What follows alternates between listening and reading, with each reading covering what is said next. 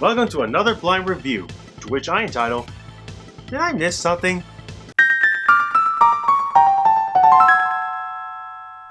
Throughout my childhood in the 90s, my life was mostly dominated by Nintendo. However, my cousin had a PlayStation 1, and I would always capitalize on those opportunities to play it, whether he brought it over to my house or I come over to his apartment.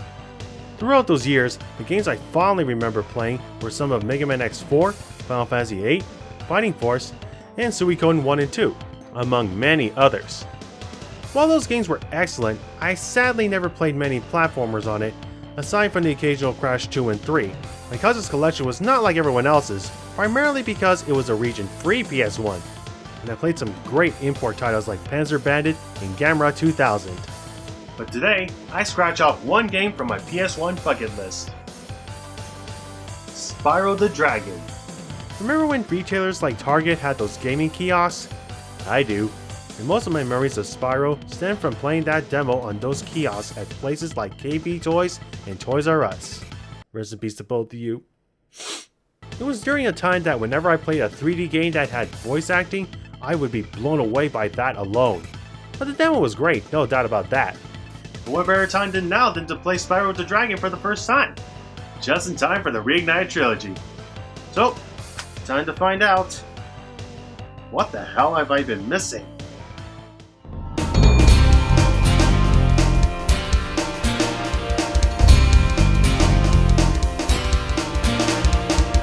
Oh, wasn't expecting a news team interview in the Land of Dragons. Quite the juxtaposition if I say so myself. Well, the dragons are being questioned about Nasty Nork's spell that can turn gems into his underlings. This guy dusts that off, proclaiming Nork means nothing to them.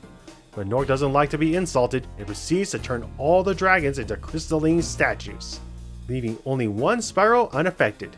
Now it's up to our titular hero to save the 6 realms, free his dragonkin, restore all the gems into their original forms, and stop Nasty Nork.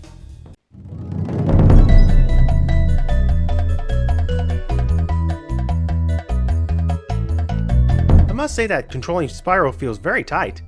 Blowing flames is fantastic, and I love to exploit the charge attack, whether it be ramming nasties or using it to travel around the realms quickly. There is this side roll, but I never used it, but flying is exquisite, albeit sometimes a tad difficult to nail those landings.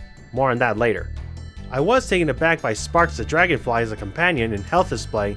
At first when I began playing, I didn't know how my health worked since I'm used to seeing a health bar or dealing with one-hit KO gameplay. But not seeing how much damage I could take was jarring. Thank God for the manual that helped clarify everything. It's a dying art. That, and Sparks can also help you collect all the collectibles within your circumference. And it's recommended to keep Sparks around or you'll be collecting everything manually, making your playthrough less efficient. All this in the Artisan's realm was a great place to introduce what's to come. Stonehill lets you know that there will be lands high up that you can access and explore. Dark Hollow introduces enemies that are either immune to fire or too gigantic to charge head on. Town Square puts your gliding skills to the test against mean bulls and orc matadors. And fighting the first boss, Toasty, well, Toasty was just a pushover. Hopefully that doesn't forebode easy bosses like that.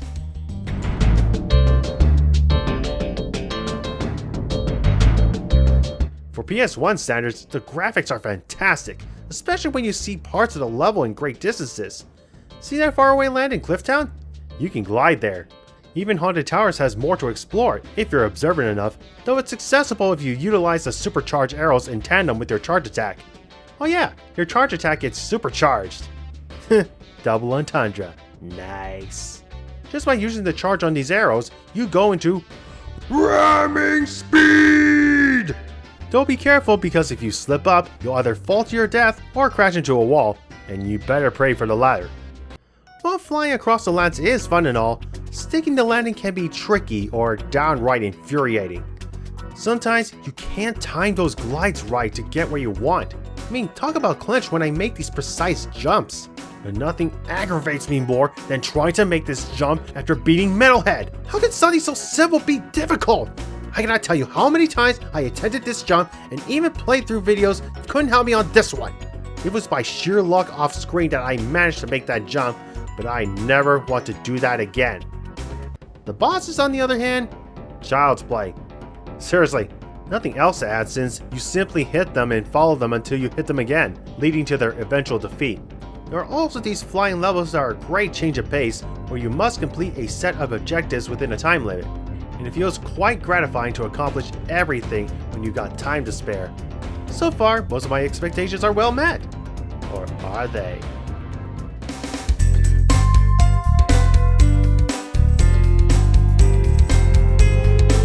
Remember when I said that you can see great distances across the levels? Well, I didn't expect to do so much exploration at this magnitude, as I was kind of expecting the world to be big but not too expansive. Like, I was thinking the world would be a bit confined without being too restricted, if that makes any sense. When I initially got to the end of the dark passage and looked into my inventory, I thought, wait, what? There's more stuff to collect?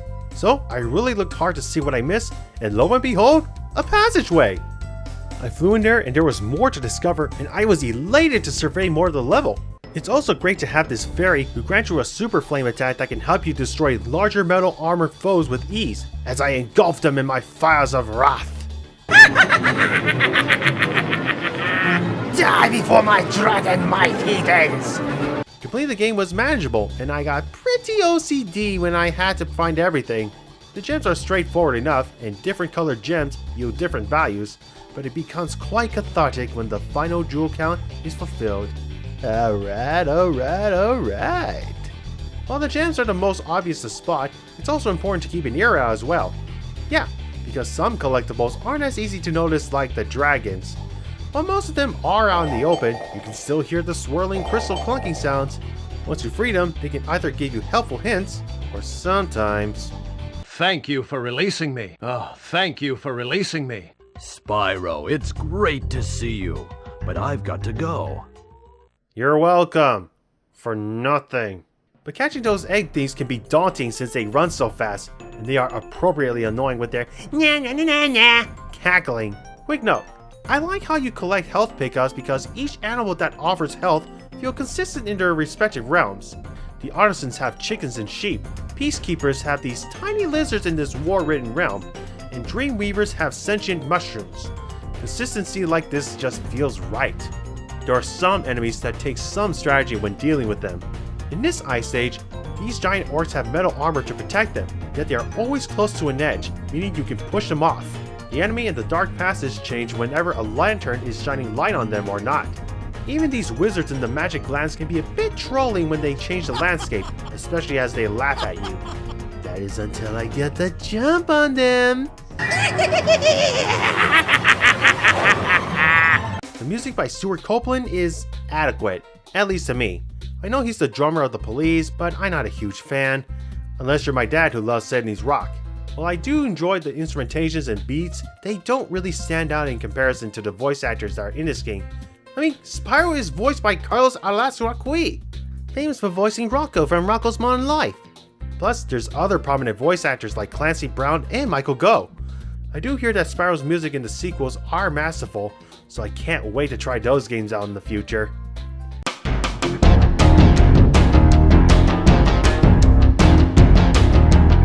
After saving all the 6 realms, it's time to take the fight to Nasty Nork's turf. I gotta wonder, what is Nork's home like? A giant castle? A volcano filled with fire and brimstone? Nope, it's a dockyard. Huh, I didn't see this coming. And what about the enemies? Orcs packing machine guns like Rambo. Okay, if Nork, this medieval looking monstrosity, is the main villain, why is his home in Underling set in a harbor? This is baffling to me. Even the final battle with Nork, I expected it to be a bit epic.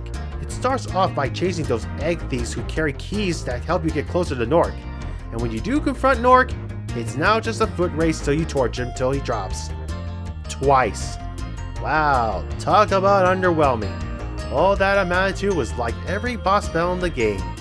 Easy and short. But to get the true ending, you must get 100% everything. And when you do get all the gems, dragons, and eggs, you gain access to Nasty Nork's loot, which is a free-flying platform level, and it feels great to have this much dynamic mobility. And holy hell, when you finally get all 2,000 gems, catharsis achieved! And the game's true ending shows Spyro reveling in his victory. Until... Uh-oh. Ain't no rest for the wicked. Or nasty in this case. So that was Spyro the Dragon. Did I miss anything? Yeah, I guess I did. This game was a blast to play throughout, and I can see how it's so revered after all these years. Being a dragon has never been so satisfying to play as in a game before. While I have a few grievances with the game, the positives outweigh the negatives in the grand scheme of things.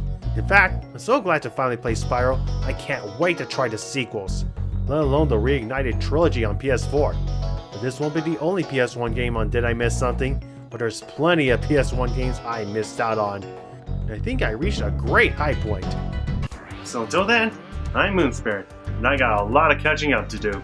Just like me, and Buffy the Vampire Slayer.